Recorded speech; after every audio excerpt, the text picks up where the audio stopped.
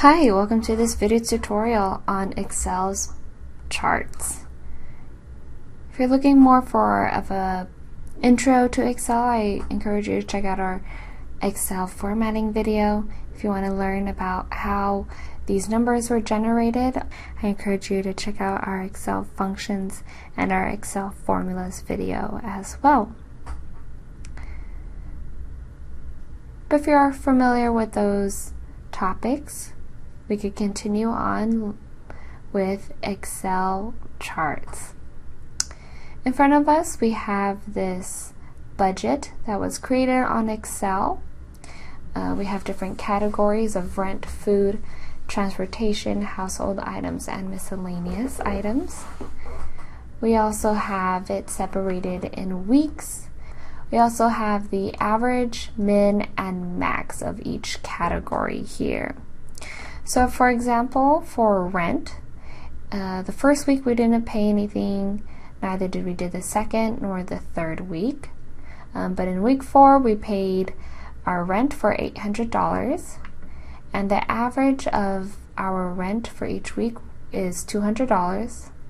The minimum we paid was $0, and the max we had to pay $800. If I want to take a look at how these numbers were generated, I could select the cell. I could come up here to the formula bar and see that we use the average function to find the answer here. I'm going to go ahead and select the min. We also used another function, min, and the same thing with the max here.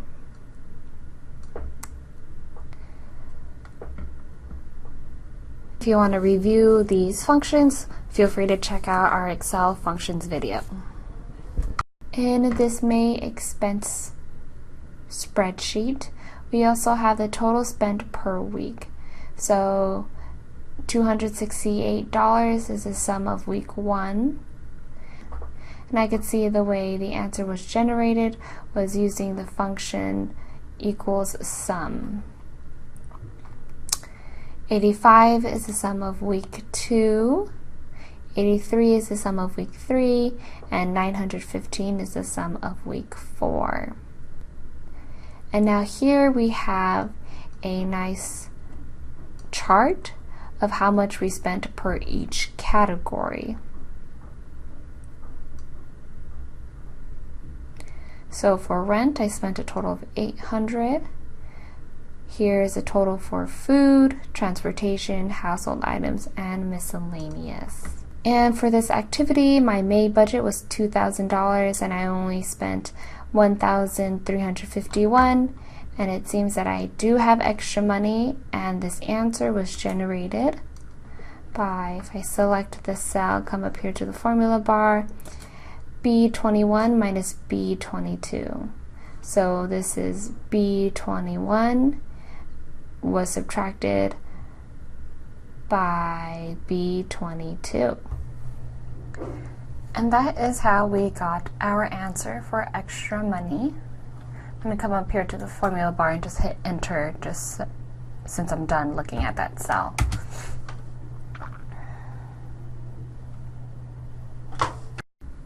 So this is a great example of how one would create a budget using Excel's functions and formulas. Excel is also a great tool to create charts. Charts are a way to see the data graphically, which makes it easier to make comparisons and see trends and patterns. Let's go ahead and create a pie chart for May expense to see what we spent the most on. So the first thing we want to do is to select our data, including its column headers and row titles. So I'm going to select this group here.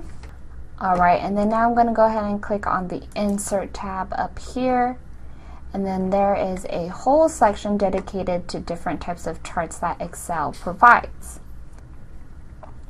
If you hover over each icon, it gives you a short description about that type of chart. So here we have a column chart. Here we have a bar chart going horizontal.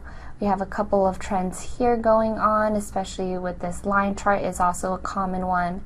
But the one that we're aiming for is this pie chart. I'm going to click here and it drops down some different options. I'm going to go for the basic one that pops up first. And here is my pie chart. If I want to edit my chart title, the first thing I have to do is click on it, wait for my cursor to become this I-beam, and click again. Just now go ahead and edit this to be May expenses. Now that I'm done, I'm going to click in the clear. And there are many ways for you to customize your chart.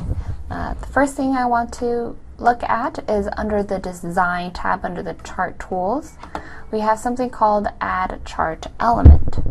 Click on that drop down arrow. There are different ways where I could place my chart title. There are different ways where I could place my data labels.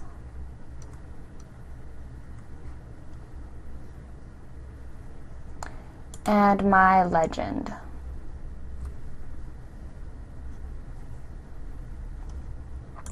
There are some quick layouts here. So it just depends on which type of layout you like. There's not a right answer or a wrong answer. It's whatever you think the best way to display your data. If you want to change the color theme of your chart, you could do that under this option here. You get a preview of what your colors will look like, and if you like that one, you do have to select it. I'm going to change the color to this one here. And then right next to that, we have some different types of chart styles. If I click on this button for more, it gives me some previews of pre-designed styles. If I want, I'm going to go ahead and select it. If I think that a pie chart just is not what I'm looking for, I want to change my chart type, I can easily do that with the help of this button here. I'm going to change it into a column. So I'm going to go over here to the left side. And there are some different types of columns here. I'm going to go for the basic one, the one with colors.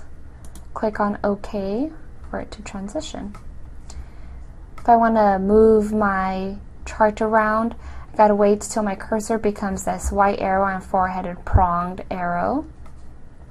Click, hold, and drag, and I can just move it around here. If I want it to be on a brand new sheet, I could click on Move Chart and click on New Sheet. And I'm going to rename it to be May Chart. Click on OK, and there it is. And that is the basics of creating a chart on Excel.